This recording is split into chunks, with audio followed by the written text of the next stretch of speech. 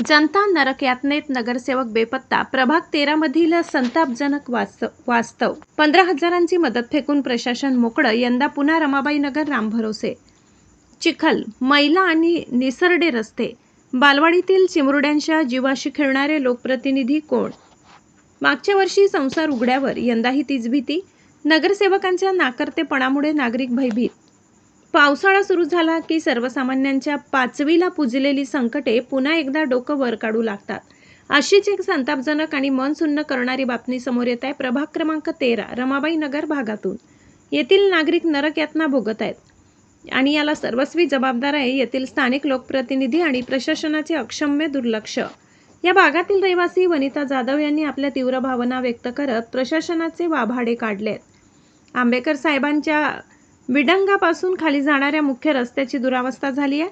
रस्त्यावर साचलेल्या घाण पाण्यातून, मैलातून येथील नागरिकांना, महिलांना आणि लहान मुलांना जीव मुठीत धरून ये-जा करावी लागत आहे. याच रस्त्यावरून बालवाडीतील चिमुरड्यांना घेऊन पालकांना जावे लागते. या चिखलमय आणि निसरड्या रस्त्यावरून सायकलस्वार मुले आणि दुचाकीस्वार घसरून पडत आहेत. अनेक जण जखमी होत आहेत, पण तरीही महापालिकेला जाग येत नाहीये. रमाबाई नगरमधील नागरिकांचा संतप्त सवाल आहे की आमचा प्रभाग क्रमांक 13चा नगरसेवक नेमका आहे तरी कोण? कारण सुखदुःखात, लग्नकार्यात किंवा कोणाच्या निधनाच्या वेळी हक्काने उभे राहणारे लोकप्रतिनिधी येथे कधीच दिसत नाहीत. लोक कामासाठी त्यांच्या घरी चक्रा मारतात, पण नगरसेवक महाशय कधीच जागेवर नसतात.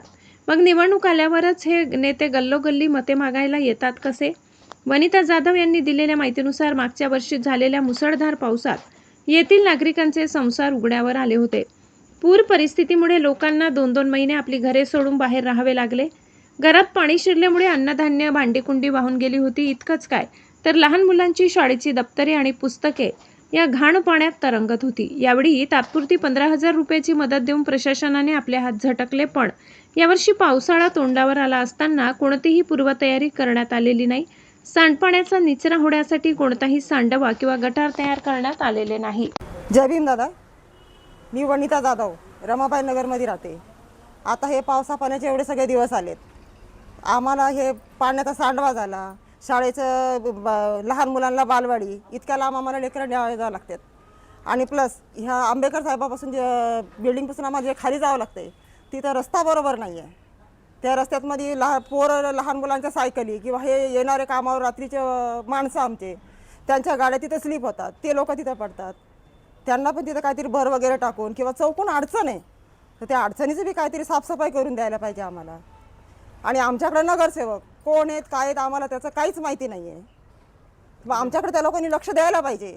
प्रभागात आले असतील त्यावेळेस तुम्हाला माहिती झालं असतं ना नगरसेवक? हो, माहिती आहे ना, माहिती आहे, पण येतच नाही कोणी. आमच्यापर्यंत कोणी येत नाही. आमच्या मरणाच्या दारी कोणी नसतं, आमच्या लग्नादारी कोणी नसतं. काही कामानिमित्त गेले तर ते घरीच नसतात. आपली काय मागणी आहे नेमकं? आमची मागणी अशी की आमचा पाण्याचा सांडवा काढून द्यावा. मागच्या वर्षी एवढा पाऊस झाला, त्या पावसामध्ये आम्हाला 2 महिने पावसात राहावं लागलं.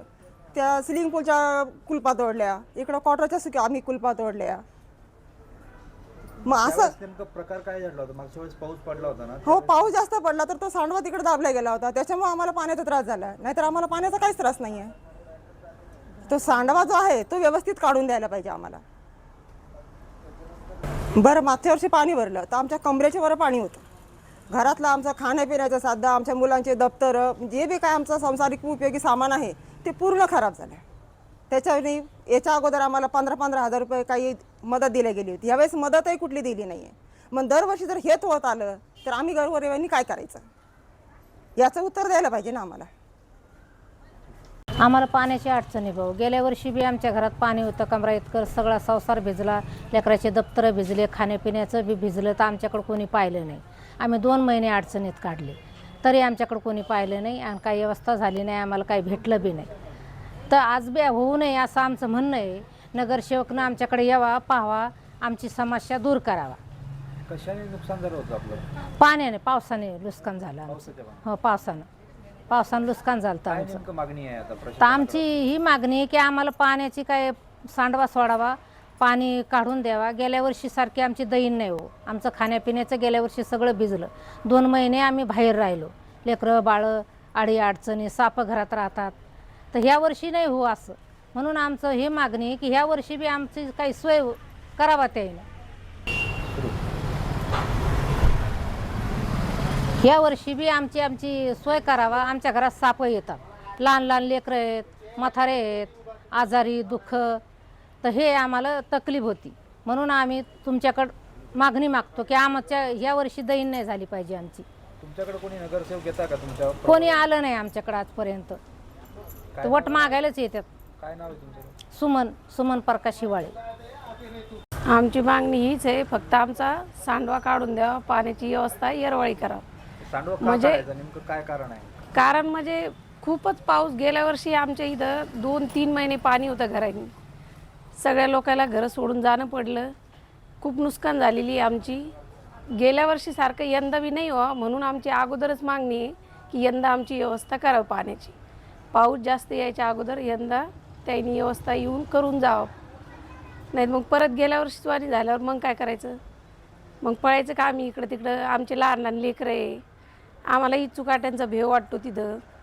मग त्यांनी अगोदरच व्यवस्था केली तर आमची पळायची परेशानी होणारच नाही ना इकडं तिकडं. नाही आत्तापर्यंत तर नाही आले. 13. काय नाव आहे तुमचं? माझं नाव कविता गाडे.